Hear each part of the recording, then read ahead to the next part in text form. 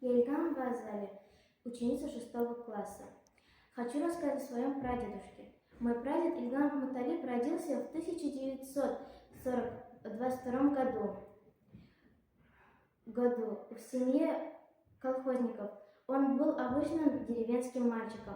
После школы работал в колхозе животноводом. Началась страшная и долгая война. Молодых здоровых парней первыми призывали на фронт.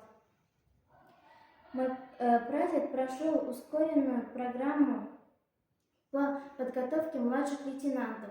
После боевой учебы осенью 1941 года был направлен на оборону Москвы, командовал взводом.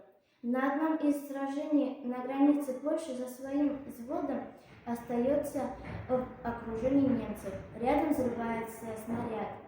Больше 6 месяцев проводит в военном госпитале.